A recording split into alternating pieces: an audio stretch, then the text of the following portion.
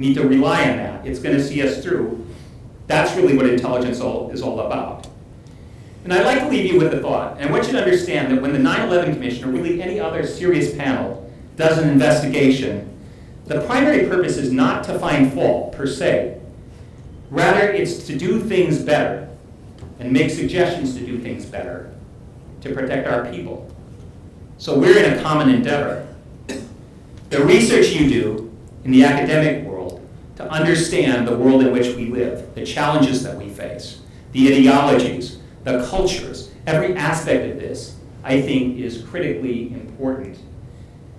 We can't do without that analysis and those insights, whether they come from the government, whether they come from scholars, the academic community, wherever it comes from. We need that ability to find the truth, to put it together, to see the patterns.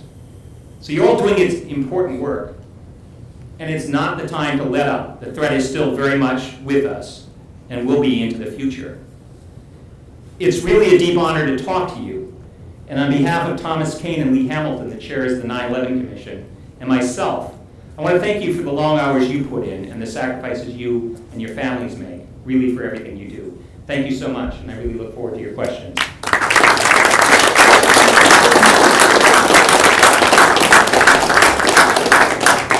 Mike has agreed to take a couple of questions, so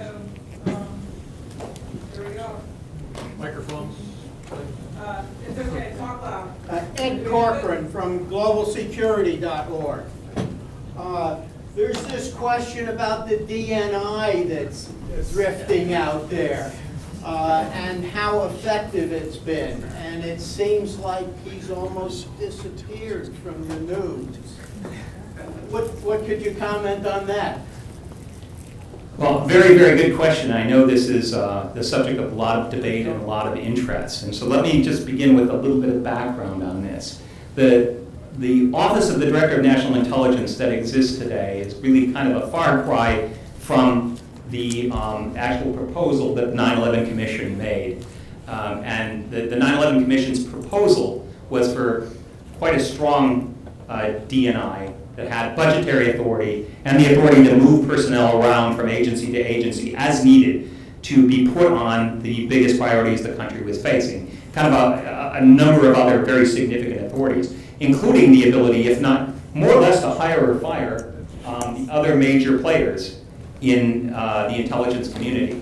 Now, what came out of the legislative process was a very watered-down version of that, and I guess people that know politics and how this stuff is done in our legislature a lot better than I sort of will say that probably was to be expected. You get compromises and so on. But I fear sometimes that what has resulted from it is a watered-down institution.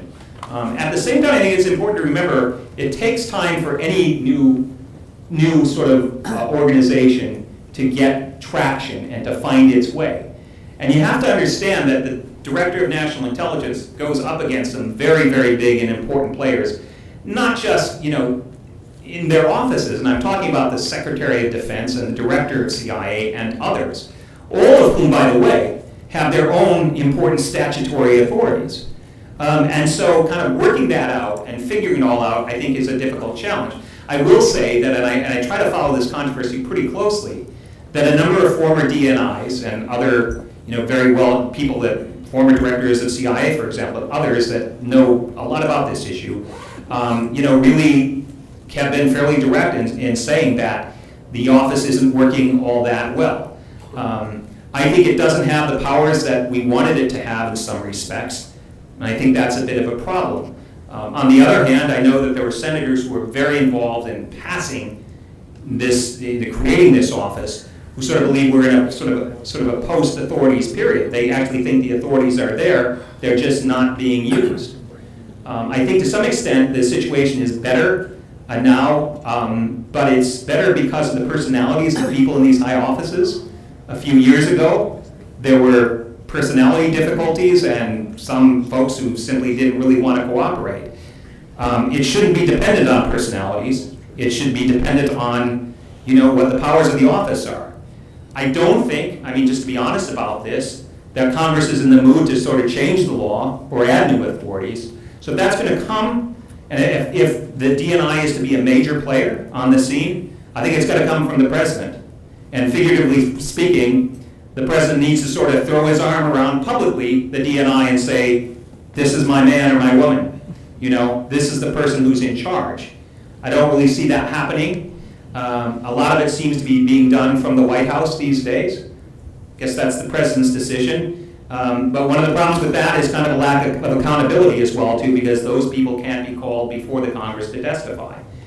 So, yeah, I think it is still a problem. That's a good question. No easy answer to it. Hi, sir. This is just a personal observation of mine. Yeah, sorry, Naveen Malik, DOD. I believe that, and it's just my personal opinion, just an observation that I hope you can comment on that. In my opinion, the greatest risk to American national security is American policy of disparity. And I don't mean necessarily foreign policy, although I do believe that that's a major concern, but in all aspects, foreign policy, our financial policy, where we have, like you said, the quip we made about the bankers, and then you have the poor people foreclosed out of their homes. In the end, I believe that people, it's a human condition that when they see injustice, they will be radicalized, and I believe that the more we see this, the more radicalism there will be, and I was just wondering if you could comment on us being more cognizant of policies of parity and your thoughts on that. Well, I mean, it's a really complex issue, and I think that, to some extent, we need to be worried about, the people that are trying to kill us. But, it's fed, and it's fed by a whole lot of different causes, and people radicalize for different reasons. Sense of grievance, sometimes legitimate, sometimes maybe not so much. Solving all these huge problems in the world, providing education, sort of equalizing income or something like that. I mean, these are just vast problems beyond the capability of the United States and even a coalition of countries. So it's not that I disagree with you so much. I think your point is a valid point. I'm not sure what to do about that. And we need to be concerned about the people that are actually going to be taking up arms or weapons or explosives to sort of kill innocent people. Dealing with these sort of major institutional problems and problems throughout the world. One of the things I've learned in my travels and the places I've been posted is, and I don't think American people, it doesn't come across enough or well enough on the media to go to certain countries in the world. I'm thinking of Afghanistan, I guess, in particular. The poverty is just so grinding in parts of the country, and how do you begin to address that? The sense of grievance that people have, and who's the grievance against? Is it against the United States or their own countries, or the corruption that exists in these kinds of places? So, the question you pose, it's an interesting one. I don't know the answer to it, quite frankly. I don't think I think countries try to deal with problems in within their capabilities, but addressing some of these things is sort of monumentally difficult. Let me just give you from personal experience. I was deeply involved in policy for Kosovo, and I'm not equating it to South Asia, but I do know when I look at the decisions the United States and Western Europe made to deal with that issue. Kosovo was a small province of Serbia, I think, about the size of Northern Virginia, with 2 million people. I forget, and General, you might remember, but the coalition, I think, went in initially with 50 to 60,000 soldiers. Now, it's much reduced now. Over the years, it's been reduced. But we spent tens of billions of dollars there. The economy still really isn't functioning. It's being sustained on life support in a lot of ways. And when you think about that, trying to make those kinds of substantial changes in a small area, then you think about Iraq, a country that size, or the size of Afghanistan, just in terms of territory. And what you're starting with in terms of the standard of living and so on, there's not enough money in the world to sort of change these places. So I don't know. I mean, I think we try to do the best that we can. I think the strategies have to try to incorporate that. I don't have a clear answer for you. I'm sorry. I mean, you raised a valid point. In the good old days, we used to focus on the people and their bios, their backgrounds, their relations to other people. Today, it seems to be the focus is on organizations. Would you please comment on that? Maybe we should be focusing on the people, since the organization seems to be somewhat dysfunctional and flexible. Are you talking about the enemy, our adversaries, or? Yes. Yeah. Well, you're right. In intelligence, you used to sort of try to go out and meet with, the sort of Soviet diplomat or the Soviet scientist, and you could find out who they were and try to engineer some way to get to them and to try to be able to figure out, what they might know and if they wanted to be helpful or whatever through a variety of means. It's difficult to know that about, in intelligence now in terms of the people that we're targeting. A lot of what we're doing, it seems to me, is I guess there's a fair amount going on trying to get intelligence, but a bunch of this stuff is identifying where their location is, where these leaders are, and then dealing with them. The notion of getting into these close circles of which are family and tribal and ethnic is really tough to do and takes years of work. I mean, that's why I think the emphasis in a lot of cases is using what they call foreign liaison intelligence services. How many people do we have that can pass as Saudis? Well, maybe we have some. How many people come into intelligence or have the intelligence work or have the language capabilities and so on? And then are you going to plant them in these mosques, for 20 years? They're not going to be able to come back to the United States, earning their salaries or whatever, but never being able to spend it because they have to never step out of, the personas that they've adopted. So I think we need to understand the individuals and develop intelligence on them, but on the organizations and the groups and the cells as well too. It's a difficult problem. We're going to just take two more. I've got Mark Stout. So do identify yourself. Mark Stout, Johns Hopkins University. Several months ago, David Ignatius had a column in which he argued that because we as a nation were unable to come up with a way of dealing with important detainees that was politically, morally, and legally acceptable, that we've solved this problem by killing them, by dropping Hellfire missiles on their head. I'm wondering if A, you think that's a sound analysis of what's actually happened, and B, if you think in fact that's a good solution to this horrible problem. I think there are a lot of things going on. Where some of these people are located, we don't have direct access, so you have to use these indirect or remote means. We don't put massive numbers of troops on the ground in Pakistan for all kinds of reasons. So this has become an effective weapon. But as I tried to point out, I think there is a downside. There's certainly a price to it.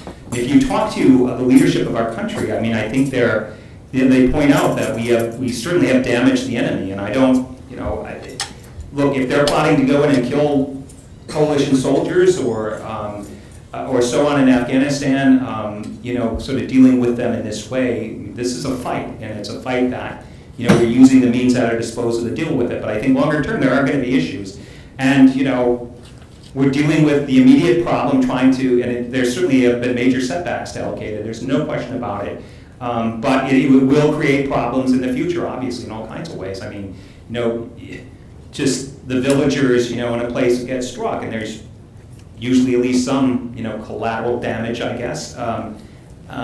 You're radicalizing people, the young boys or whatever, who see their father killed. They don't know what he's been up to or what terrorism he's been up to. They just know they've lost their father. And, do they become terrorists themselves? I don't know the answers to these questions, but it's not, we're not really able to go in there and sort of grab them and bring them to Guantanamo or bring them into some sort of process, really. And so I think we're doing what we can do. This is really a serious problem. I used to speak to high school students and college students, and sort of surprised when I sort of say that when I would deploy to Afghanistan, right after the 9/11 attacks, I just sort of say our job was to capture or kill the enemy of the United States. That's what we were doing there.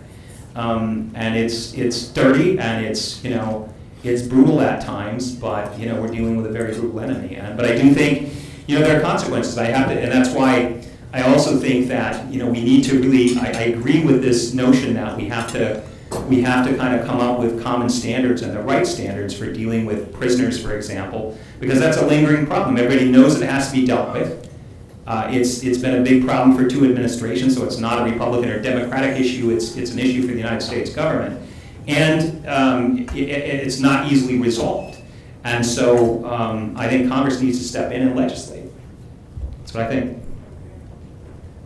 Yes, my name is Thomas Heckhammer from the Norwegian Defense Research Establishment. A few weeks ago, we experienced one of the deadliest acts of lone wolf terrorism in world history. The person who did this did not draw inspiration from jihadi ideologues in Saudi Arabia. His main inspirators were American anti-Islamic bloggers. How seriously do you take the threat of right-wing terrorism in the United States, and what are you doing to avoid focusing too narrowly on jihadi terrorism? Well, I think we take it seriously. I think we take sort of all potential types or stripes of terrorism quite seriously. I don't know, to what extent, the FBI or local authorities are following particular groups in the United States, other than Al-Qaeda, which is, I know, the Islamist extremist part of this best. But we do take this seriously. And I was talking, for example, I'm involved in some South American countries now, some big ones. And they don't feel, I talked to the authorities, the security authorities there, and they don't feel that they have an Islamist, extremist problem. They don't expect or anticipate an attack from Al-Qaeda. They just don't see it happening in their societies. But I'll tell you, they all paid attention to what happened in your country.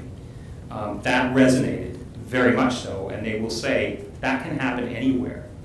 And the people that have been trying to warn their own governments, and there are certain countries in South America that have major events coming up in the next couple of years, as everybody knows, including World Cup, sort of events and Olympics and so on. They pay attention to that, and they realize that this could happen. It's just important. You build up the capabilities to try to deal with that, and it involves ensuring that information sharing with allies and internally within your own country.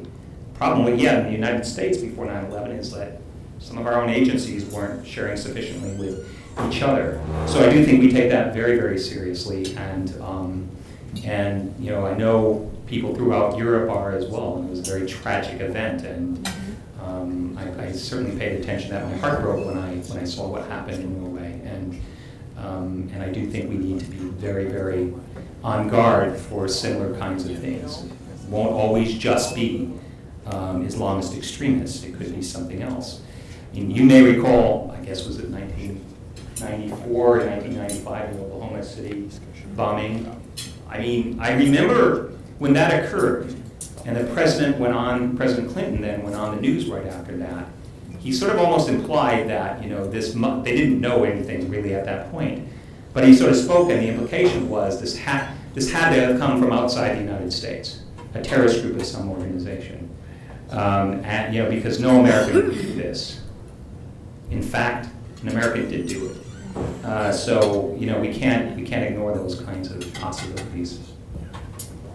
I know we could go on very much longer, and we appreciate your patience with us. I would like to, before we thank you and Moss, the Admiral, our president of the university, would like you to have her point.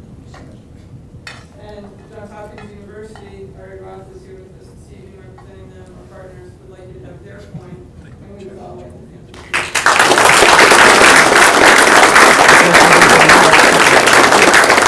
I really appreciate it. I'm also very honored that some 9/11 Commission colleagues are here tonight. Dr. Lori Fenner, of course, did a great job. Lloyd Salvetti, a colleague in intelligence, National Security Council staff, and on the 9/11 Commission, and Stephanie Kaplan as well, too. So thank you very much, and I really appreciate your kind attention. Thank you.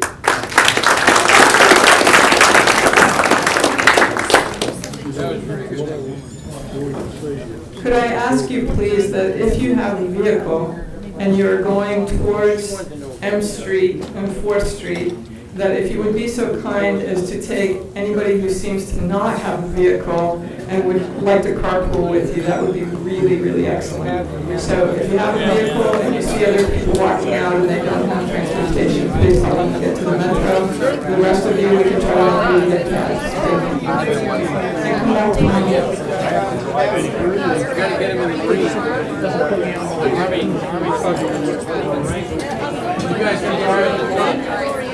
Yes, sir.